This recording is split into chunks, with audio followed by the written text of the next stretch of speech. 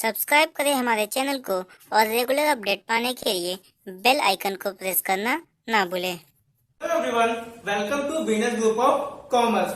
आज हम लोग बात करने वाले हैं मैनेजमेंट चैप्टर के मोस्ट इंपोर्टेंट टॉपिक जो कि है हमारा लेवल्स ऑफ मैनेजमेंट। इस लेवल ऑफ मैनेजमेंट में हम लोग पढ़ेंगे कि एक मैनेजमेंट हायरार्की में कौन कौन सी लेवल या कौन कौन से लोगों को इंक्लूड किया जाता है। तो आइए स्टार्ट करते हैं आज की वीडियो को। और अगर अभी तक आपने इसके पहले के टॉपिक्स को नहीं देखा हुआ है तो डिस्क्रिप्शन में लिंक दिया हुआ है, आप वहां जाके फटाक से इसको देख लीजिएगा।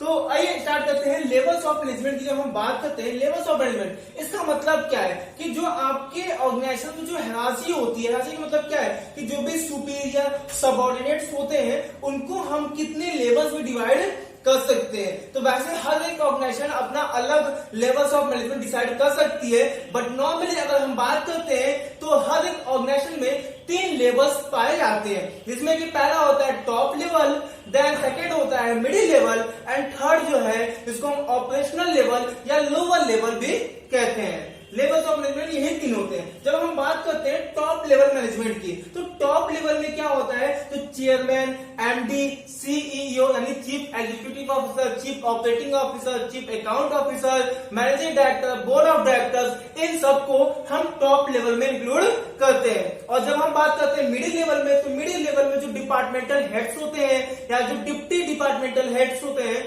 उनको हम इंक्लूड करते हैं। डिपार्टमेंटल हेड्स का मतलब क्या है कि आपका जो ऑर्गेनाइजेशन है वो डिफरेंट डिपार्टमेंट्स में डिवाइड होती है, जैसे परचेज डिपार्टमेंट हो गया, सेल्स डिपार्टमेंट हो गया, मार्केटिंग डिपार्टमेंट हो गया। तो ऐसे करके एक ऑर्गेनाइजेशन कई सारे डिपार्टमेंट में डिवाइड होती है। तो उनके जो हेड होते हैं और जो डिप्टी हेड होते हैं यानी purchase manager, sales manager, marketing manager, finance manager, तो इन सब डिपार्टमेंटल हेड को हम इस मिडिल लेवल में इंक्लूड करते हैं। देन आफ्टर हम लोग बात करते हैं लास्ट वाले लेवल की, जो है हमारा लोअर या ऑपरेशनल लेवल।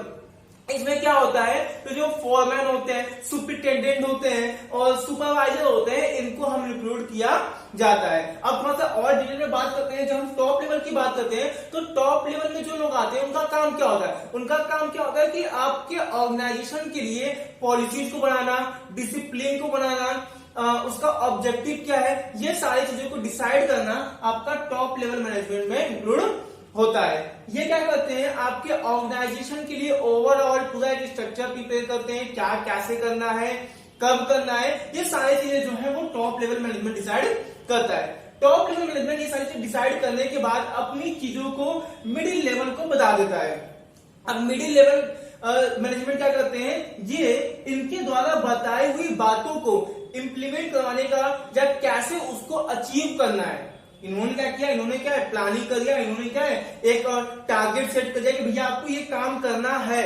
लेकिन मिडिल लेवल क्या करता है, वो काम को कैसे करें, हम उस काम को कैसे करना है ये डिसाइड करने का काम जो है वो मिडिल लेवल मैनेजमेंट करता है। अब मिडिल लेवल मैनेजमेंट कैसे काम करना है वो काम डिसाइड करने के बाद प्रॉपर एक step by step procedure decide करने के बाद वो चीजें आपका ऑपरेशनल लेवल पर पहुंचा देता है। अब ऑपरेशनल लेवल पे जो फोरमैन, जो सुपरिटेंडेंट होते हैं वो क्या कराते हैं, जो आपके यहाँ के एम्प्लॉय होते हैं, आपके यहाँ जो मजदूर होते हैं उनको सुपरवाइज करते हैं, उनको देखते हैं और उनसे काम निकलवाने का काम करते हैं। इस तरीके से अगर हम देखें तो इनका जो हमारे एम्प्लॉय होते हैं, हमारे जो मजदूर होते हैं, उनसे इनका डायरेक्ट रिलेशनशिप होता है। और जो मिडिल लेवल है वो आपका एक लिंक होता है किसके बीच में, टॉप लेवल और लोअर लेवल के बीच में एक लिंक का काम, एक कड़ी का, एक ब्रिज का काम करता है। इनकी बातों को कैसे इंप्लीमेंट करवाना है ये इसको बताने का काम मिडिल लेवल मैनेजमेंट करता है। तो इतना टॉपिक तो हमें समझ में आ गया है। इसको अब हम लोग देखते हैं, डिटेल में पढ़ते हैं कि हमारी एनसीईआरटी की बुक में इन तीनों के बारे में या लेवल्स ऑफ मैनेजमेंट के बारे में क्या बताया है। तो देखिए आपकी स्क्रीन पे दिखा रहा होगा, मैं इसको पढ़ता हूं। लेवल्स ऑफ मैनेजमेंट लिखा हुआ, पहले मैं इसको पढ़ देता हूं। Management is a universal term used for certain functions performed by individuals in an enterprise who are bound together in a hierarchy of relationship. I simple यहाँ पे बात डिफाइन कर रहा है कि जो आपका मैनेजमेंट है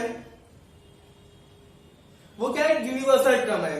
मैनेजमेंट क्या है, यूनिवर्सल टर्म है जिसमें कि सारे इंटरप्राइजेस में क्या होता है, जो कुछ सर्टेन इंडिविजुअल्स होते हैं वो मिल करके उसको मैनेजमेंट करने के लिए, ऑर्गेनाइजेशन में मैनेजमेंट करने के लिए ग्रुप बना लेते हैं, उन्हीं को मैनेजमेंट के टर्म से डिनोट करते हैं। और ये जो मैनेजमेंट है इसमें सबका एक रिलेशनशिप होता है। रिलेशनशिप मतलब क्या है कि ये सुपीरियर है, देन आपका ये इनके सबऑर्डिनेट है, तो ऐसे करके हर एक पर्सन में क्या है एक रिलेशनशिप क्रिएट होता है कि कौन किसके ऑर्डर को फॉलो करेगा, कौन किसके लिए रिस्पॉन्सिबल होगा।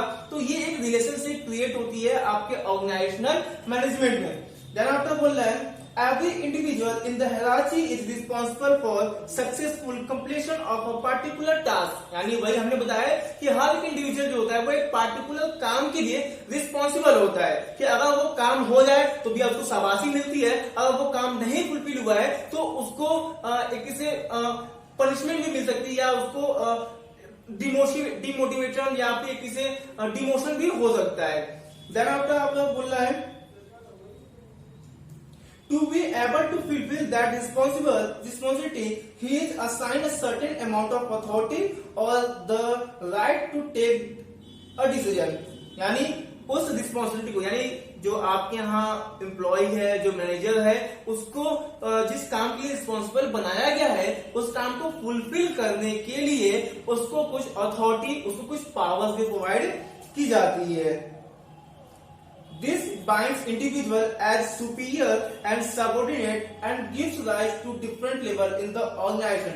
अब देखिए ये जो अथॉरिटी है, ये जो पावर प्रोवाइड करने का काम है, यही जो है वो आपका सुपीरियर और सबऑर्डिनेट को के रिलेशन को क्रिएट करने का काम करती है। अब जिसके पास ज्यादा अथॉरिटी होगी, जिसके पास ज्यादा पावर होगी, जाहिर सी बात है वो क्या होगा, सुपीरियर होगा। अब जिसके पास लेस अथॉरिटी होगी, जिसके पास कम अथॉरिटी होगी, जिसके पास कम पावर होगी, वो क्या हो जाएगा, सबऑर्डिनेट होगा।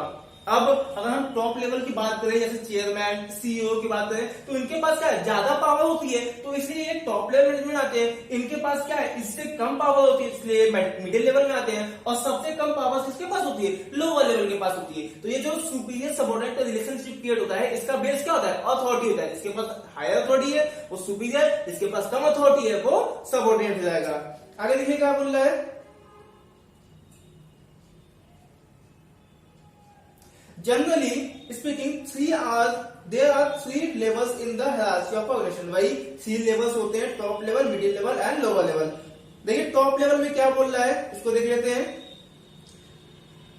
They consist of a senior most executive of the organization by whether name they are called। यानी ये क्या होते हैं, आपका सुपीरियर होते हैं और इनके पास ज्यादा अथॉरिटी होती है और मोस्ट सीनियर ही होते हैं। इनके अलावा क्या बोला यहाँ पे, they are usually referred to as the chairman, the chief executive officer यानी CEO, then after chief operating officer COO and president and vice president. ये सारे लोग जो है वो इस टॉप लेवल में इंक्लूड होते हैं। इसके अलावा एमडी हो गया, इसके बारे में लिखा नहीं है, एंड मैनेजिंग डायरेक्टर हो गया, ये भी क्या है इसमें इंक्लूड होते हैं। आगे क्या बोल रहे हैं, top management is a term consisting of managers from different functional levels, heading finance, marketing, etc. For example, chief finance officer, vice president, marketing।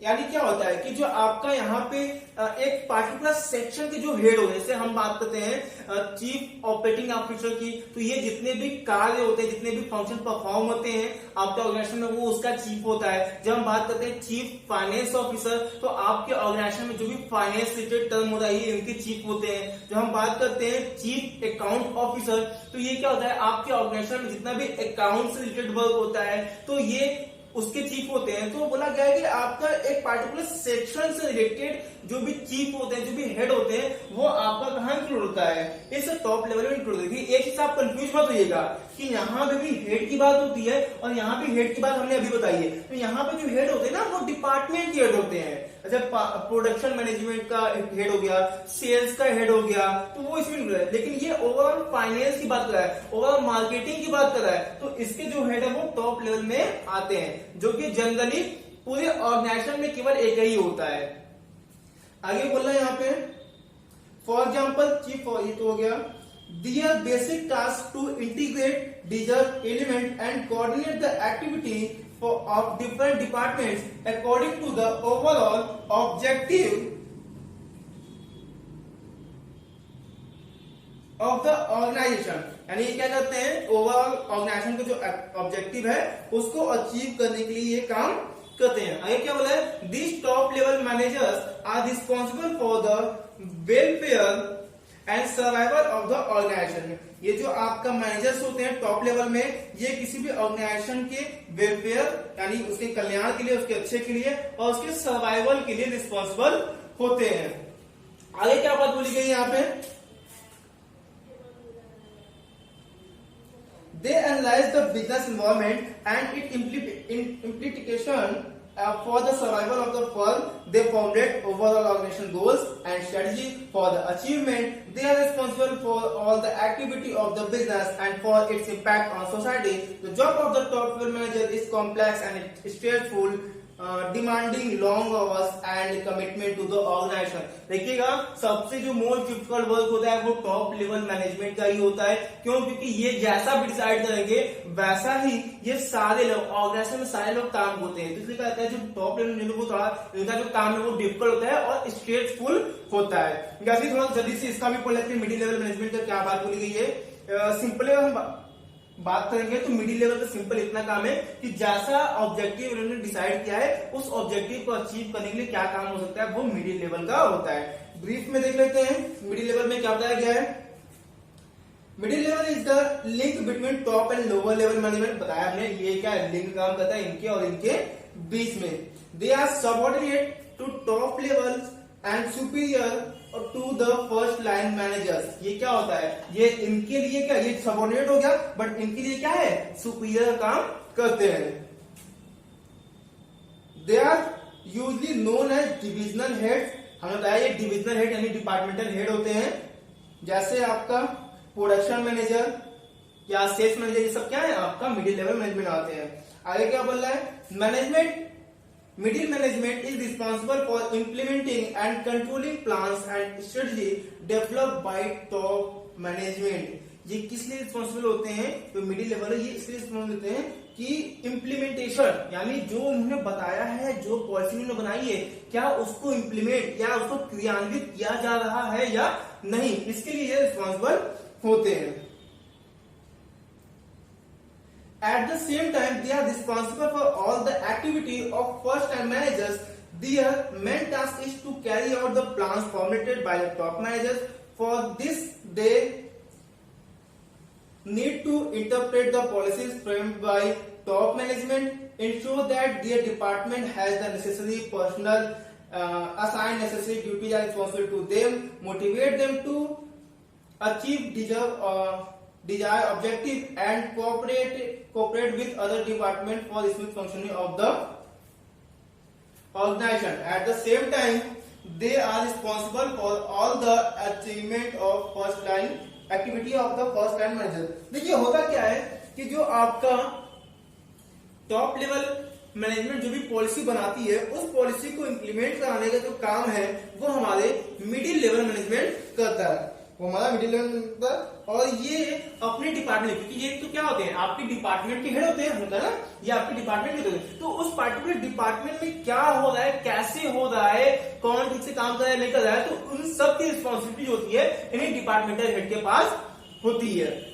And after last आते हैं लोअर लेवल मैनेजमेंट में, इसको भी फटाक से पढ़ लेते हैं फिर हम ये टॉपिक खत्म करते हैं। देखिए लिखा है सुपरवाइजरी और ऑपरेशनल मैनेजमेंट। जो लोअर लेवल मैनेजमेंट होता है इसका दो और नाम है, एक है सुपरवाइजरी लेवल और दूसरा क्या है हमारा operational level. Foremen and supervisors comprise the lower level in the hierarchy of the organization. Supervisors directly observe the effort of the workforce.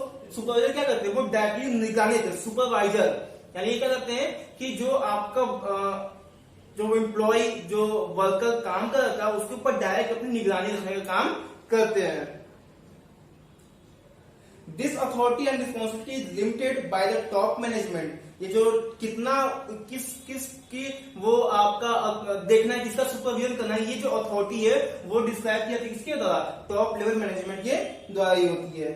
आगे क्या बोल रहे हैं यहाँ पे, supervisory management play a very important role in the organization since they are interact with actual workforce and pass on instruction of the middle level management to the workers. देखिए ये क्या करते हैं, क्योंकि इनका और इनका जो एक्चुअल में वर्कर्स हमारे यहाँ काम करते हैं उनसे कोई भी इंटरेक्शन नहीं होता है। ये क्या होता है, अपना घर में अपना एसी में कैबिन में बैठे होते हैं, लेकिन जहां पे वर्क फोर्स काम कर रहा है, जहां पे एम्प्लॉय काम कर रहे हैं, वहां पे जाकर उनसे ऑपरेट करने का जो काम है वो केवल और केवल लोअर लेवल ही करता है। तो इसलिए ये बहुत इंपॉर्टेंट होते हैं। क्यों? क्योंकि ये आपके वर्कर्स से, आपके एम्प्लॉय से डायरेक्टली इंटरेक्शन इनका होता है। Through their efforts, quality and output is maintained, wastage of material is minimized, and satisfied safety standard are maintained. The quality of workmanship and the quantity of output depends on the hard work, discipline and loyalty of the worker. अब देखो ये दोनों जो है वो तो भी आपने पॉलिसी बता दिया, आपने इम्प्लीमेंटेशन कैसे करना है वो सारी चीजें बता दिया, लेकिन एक्चुअल में वर्कर से जो काम कराने का जो काम होता है वो तो हमारे जो आपका ऑपरेशनल लेवल पे लोग होते हैं, जो सुपरिटेंडेंट, फोरमैन, सुपरवाइजर होते हैं, इन्हीं का होता है। तो अगर ये एफिशिएंट होंगे तो ये वर्कर्स से अच्छे तरीके से काम ले पाएंगे और वेस्टेज को कम कर पाएंगे और अच्छा खासा डेवलपमेंट करा पाएंगे। तो ये आपका बहुत ही इंपॉर्टेंट होते हैं। वैसे बात करें तीनों की तीनों इंपॉर्टेंट है, तीनों का अपना अपना एक इम्पोर्टेंस है। और ये टॉपिक जो है वो ऑलमोस्ट आपका कंप्लीट हो गया है, कुछ इसमें बचा नहीं है। फिर भी अगर आपको कुछ समझ में ना आया हो तो आप कमेंट सेक्शन में पूछ सकते हो, हम उसका रिप्लाई देने का कोशिश करेंगे। तो आज के लिए इतना ही। Have a nice day. Subscribe करें हमारे चैनल को और रेगुलर अपडेट पाने के लिए बेल आइकन को प्रेस करना ना भूलें।